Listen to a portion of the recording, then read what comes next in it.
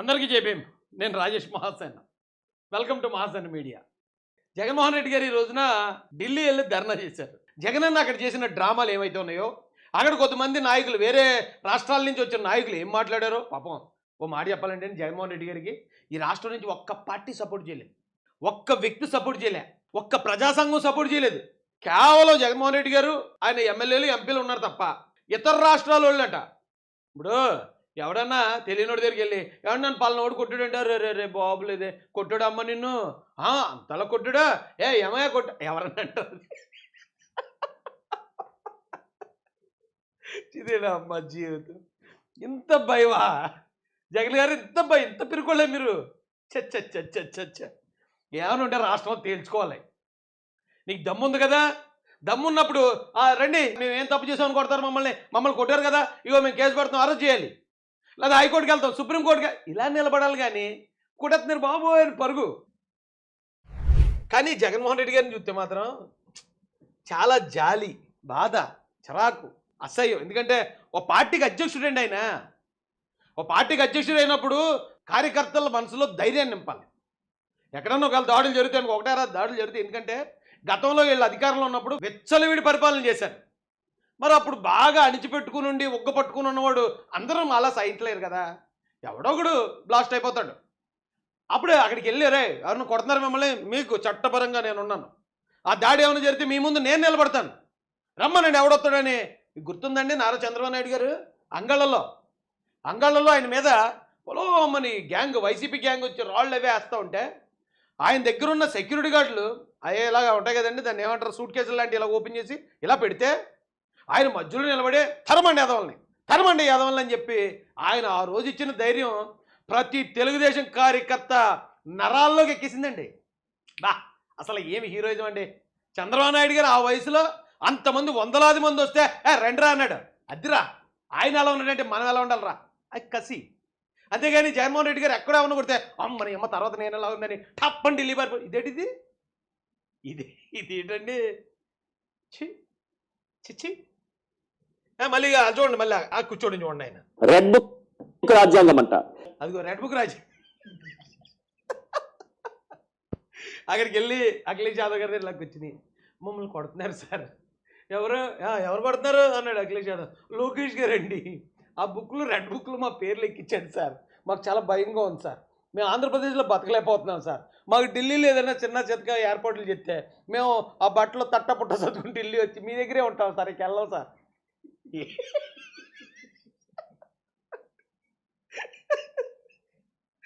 లేదు పని చేయన్నా జగనన్న, ఉత్తరప్రదేశ్ వెళ్ళిపో, అఖిలేష్ యాదవ్ గారి ఇంటికి వెళ్ళిపో. ఎంత భయమా, ఎంత పిరికితనమా. ఇక్కడ ఇంకా ఏది చట్ట వ్యతిరేకంగా ఏమీ చేయరు, కూటమి ప్రభుత్వం గ్యారంటీ అది. ఇప్పుడు మొన్న మీరు వినుకోండి వచ్చారు జగన్ గారు, మీ మీద కనీసం ఎవరైనా నిరసన వ్యక్తం చేశారా? ఎవరైనా రాళ్ళు వేసారా? ఎవరైనా నల్ల బెలూన్లు ఎగరేసారా? ఎవరైనా వాటర్ బాటిల్ మీ మీదకి ఇసిరారా? లేకపోతే మీ మీద ఏమన్నా హత్యా ప్రయత్నం జరిగింది? ఏం లేదు. ఫ్రీగా వచ్చారు, ఫ్రీగా అక్కడ మొత్తం మ్యాటర్ని తప్పుదారి పట్టించడానికి అబద్ధాలు ప్రచారం చేసుకుని హ్యాపీగా ప్రయత్నించుకున్నారు, సుఖంగా ఇంటికి వెళ్ళిపోయారు. మీకు ఈ రాష్ట్రంలో రక్షణ లేకపోవడం ఏంటి? ఎర్రగొండపాలెంలో నారా చంద్రబాబు నాయుడు గారి మీద దాడి చేసిన ఎవడైతే ఆదిమూలపు సురేష్ ఇవాళ వెనకాల నుంచి ఉన్నాడు, నేరస్తుడు అతను. కేసు పడుతుంది రేపు పొద్దున అతని మీద. ఎవడెవడైతే అలాంటి దాడులకి పాల్పడ్డాడో ప్రతి ఒక్కడో ఆ రెడ్ బుక్లో ఉన్నాడు వాళ్ళ పేర్లు. ప్రతి ఒక్కడి మీద చట్టపరంగా చర్యలు తీసుకుంటారు ఆధారాలతో. అంతేగాని అక్కడ వారి మీద కొడుతున్నారు సార్, తిడుతున్నారు సార్, ముక్కు గిల్లేశాడు సార్, ఈటి చిచ్చి. ఈ వేళతో జగన్మోహన్ రెడ్డి గారికి ఇప్పుడు దాకా ఆ ప్రశాంత్ కిషోర్ ఐపాక్ టీం ఇచ్చిన ఎలివేషన్లో మాట తప్పడు మడం చెప్పడం, ఎంతమంది అయినా సరే సింగిల్గా నిలబడతాడు, సోనియా గాంధీ కొమ్ములోంచిన ధీరుడు, ఇలాంటి కబుర్లన్నీ కులిగాలు కలిపి ఈ వేళతో. ఎందుకంటే ఈయన ఓడిపోయిన వెంటనే బెంగళూరు పారిపోయాడు. 2 రోజులు 3 రోజులు అక్కడ తలదాచుకుని సరే ఏం చేద్దాం, అలా చేద్దాం, ఇలా చేద్దాం, అసెంబ్లీకి మాత్రం వెళ్ళనరా, రేపు ప్లీజ్రా నన్ను మాత్రం. చిన్నపిల్లాడు స్కూల్కి వెళ్ళమంటే ఎడుతాడు చూడండి, నేను వెళ్ళను స్కూల్కి వెళ్ళనని. అలా నేను మాత్రం అసెంబ్లీకి వెళ్ళనరా, అసెంబ్లీకి వెళ్తే అక్కడ ఒకడు మామూలు లేడురా బాబు, వాళ్ళు అడిగే ప్రజలు నేను సమాధానం చెప్పలేను, ఏదో వంక పెట్టుకుని అసెంబ్లీ మానేశాడు. మానేసిన తర్వాత ఎక్కడో చిన్న చితక జరిగితే ఈ ఢిల్లీ పారిపోవడం ఏంటండి. వాళ్ళందరి దగ్గర ఎంత చులకన. ఇప్పుడు అదే అఖిలేష్ యాదవ్ ఒకవేళ ఇప్పుడు సపోర్ట్ చేస్తా కొడుతున్నారా, కొట్టకూడదండి అలాగా, అది తప్పండి, బీజేపీ వారిని మేము ఎందుకంటే బీజేపీకి వ్యతిరేకమైన పార్టీలు ఆయన ఉంటారు కాబట్టి ఆ బీజేపీ వారిని మేము ఖండిస్తున్నామండి నువ్వు మాట అన్నాడు. కానీ ఇప్పుడు వెళ్ళిపోతున్నప్పుడు ఆయన ఏం మాట్లాడి ఉంటాడండి? వాళ్ళ అనుచరులతో ఏం చెప్పుంటాడు? రే జగన్ ఏంటి అంత భయపడిపోతున్నాడు, అలా ఉడికిపోతున్నాడు ఏంటి, కొడుతున్నారు అంటాడు ఏంటి, ఆ మాత్రం కాచుకోలేడా, ఆ మాత్రం ధైర్యం లేదా, ఆ మాత్రం కార్యకర్తలకు భరోసా ఇవ్వలేడా ఏంటి, భయపడి పారిపోయి ఢిల్లీ వచ్చేస్తాడా, చిచ్చి చిచ్చి చిచ్చి అని అనుకోడండి. మనలో మనమాట. ఇది ఇంత పరువు తక్కువ పని చేయడేటండి ఈయన. ఎవరు చెప్పాడండి అసలు జగన్మోహన్ రెడ్డి గారికి ఇలాంటి ఒక ఆలోచన? చచ్చ ఆడోళ్ళు కూడా వచ్చండి, ఆడోళ్ళు ఆడికి ఆడికి జగన్మోహన్ రెడ్డి ఆడికి మేము ఉన్నాం కదా నీకు, ఏమండి చంద్రబాబు నాయుడు గారు ఏ అంటున్నారు అక్కడ, బాబా బాబా దారుణం అంటే అండి. అలజుండి ఒక లేడీ వచ్చి బాబులేదు ఊరుకోమ్మా ఊరికి ఆడికి జగన్ మేము ఉన్నాం కదా నీకు సపోర్టు ఏమండి మైకిచ్చుకుని ఆవిడ ధైర్యం చెప్తుంది పులివెందుల సింగిల్ సింహానికి. చివరికి ఆడోళ్ళ దగ్గరికి వెళ్ళి మొరపెట్టుకుని మమ్మల్ని కొడుతున్నారండి మీరు కాపాడండి మమ్మల్ని. బాబా ఈయన కేంద్ర ప్రభుత్వం కొమ్ములు ఇచ్చేసాడా, ఏది సోనియా గాంధీ గారు మెడ తిప్పేశాడా?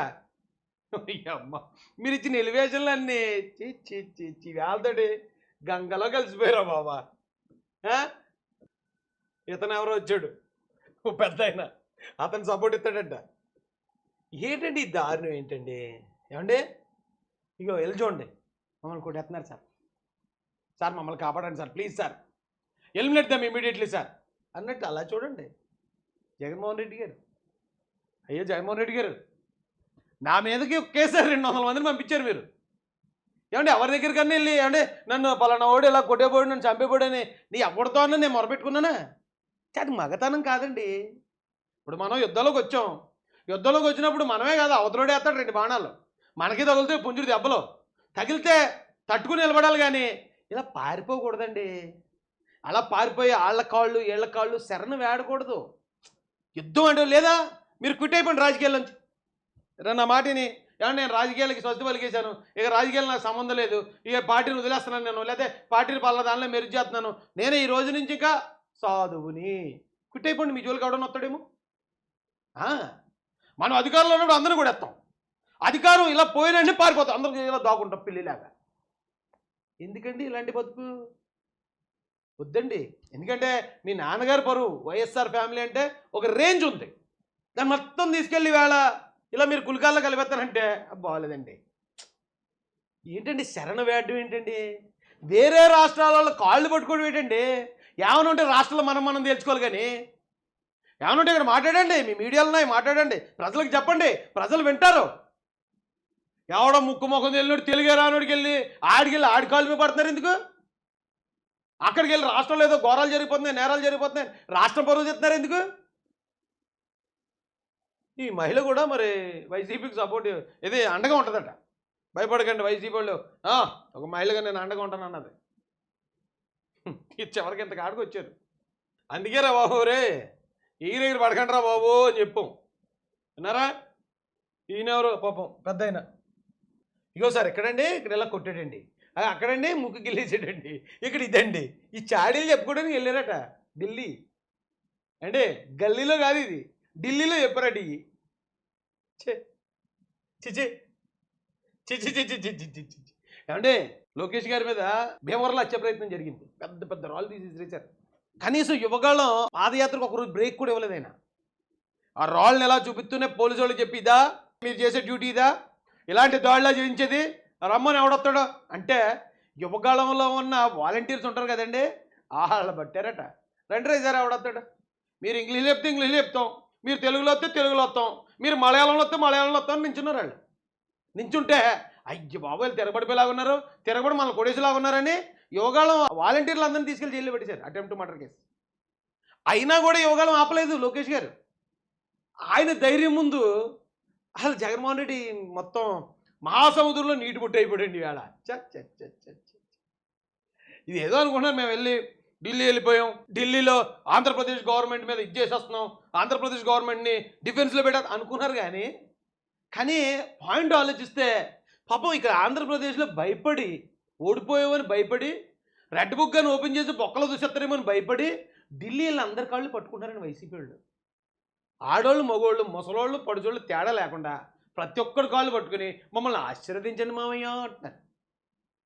ఏమంటే మమ్మల్ని కొట్టకుండా మమ్మల్ని కాపాడండి అని చెప్పి శరణు కోరుకున్నారండి. చి చి చి చి. ఛ! ఈయన కూడా కాపాడతాడట్లే, కంగారు పడకండి వైసీపీ వాళ్ళు అందరూనే. ఇగో ఈయన పెద్ద ఆయన వస్తాడు మిమ్మల్ని రక్షించాడట. ఈయన కూడా మిమ్మల్ని రక్షించాడట. మీరు రక్షిస్తాం, కంగారు పడకండి, ఏడకండి అంటున్నారు వీళ్ళు. రండి బాబు రండి, మీరు అందరూ వచ్చి ఆంధ్రప్రదేశ్లో వీళ్ళు కాపాడండి పాపం. ఈ జగన్మోహన్ రెడ్డి గారు చేతులు ఎత్తేసారు, భయపడిపోయారు. ఇంకా ఆయన గొప్పోళ్ళరా బాబా. ఛ!